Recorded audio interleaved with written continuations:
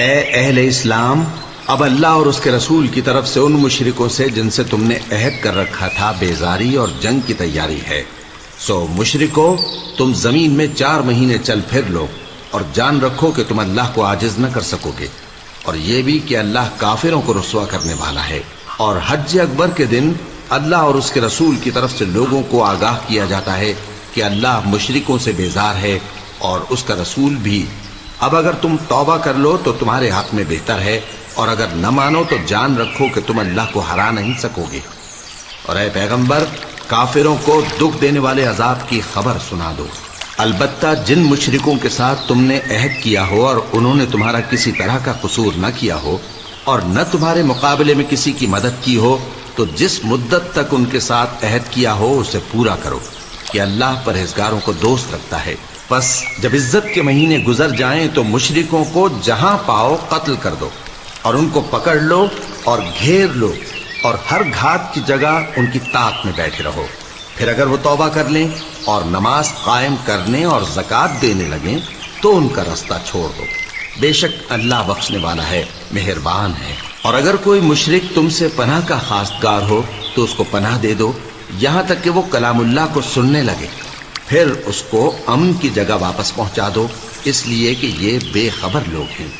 بھلا مشرکوں کے لیے جنہوں نے عہد توڑ ڈالا، اللہ اور اس کے رسول کے نزدیک عہد کیسے قائم رہ سکتا ہے؟ ہاں، جن لوگوں کے ساتھ تم نے مسجد حرام یعنی خانہ کعبہ کے نزدیک عہد کیا ہے، اگر وہ اپنے عہد پر قائم رہیں تو تم بھی اپنے قول و قرار پر قائم رہو، بے شک اللہ پرہیزگاروں کو دوست رکھتا ہے۔ بھلا ان سے عہد کیوں کر پورا کیا جائے جب ان کا یہ حال ہے کہ اگر تم پر غلبہ پا لیں تو نہ قرابت کا لحاظ کریں نہ عہد کا۔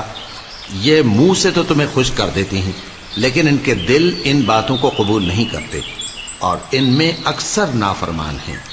یہ اللہ کی آیتوں کے عوض تھوڑا سا فائدہ حاصل کرتے اور لوگوں کو اللہ کے رستے سے روکتے ہیں۔ کچھ شک نہیں کہ جو کام یہ کرتے ہیں برے ہیں۔ یہ لوگ کسی مومن کے حق میں نہ تو رشتہ داری کا پاس کرتے ہیں نہ عہد کا، اور یہ حد سے تجاوز کرنے والے ہیں۔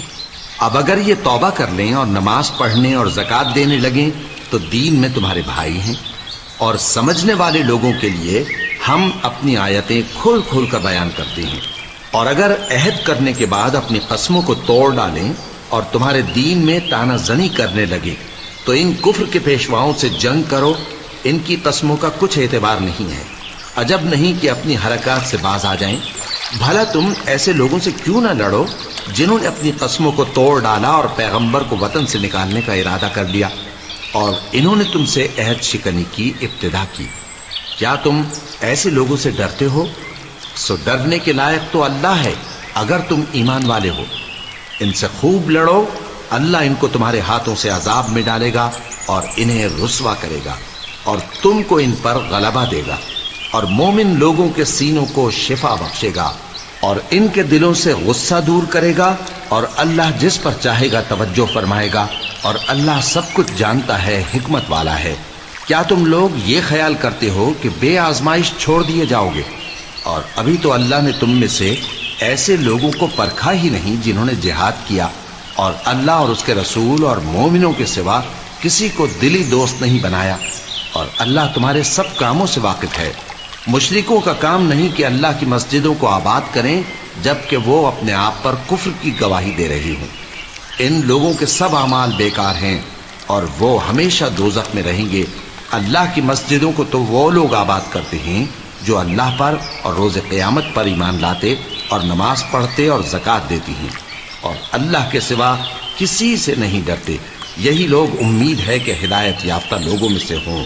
کیا تم نے حاجیوں کو پانی پلانا اور مسجد حرام یعنی خانہ کعبہ کو آباد کرنا اس شخص کے اعمال جیسا خیال کیا ہے جو اللہ اور روز آخر پر ایمان رکھتا ہے اور اللہ کی راہ میں جہاد کرتا ہے؟ یہ لوگ اللہ کے نزدیک برابر نہیں ہیں، اور اللہ ظالم لوگوں کو ہدایت نہیں دیا کرتا۔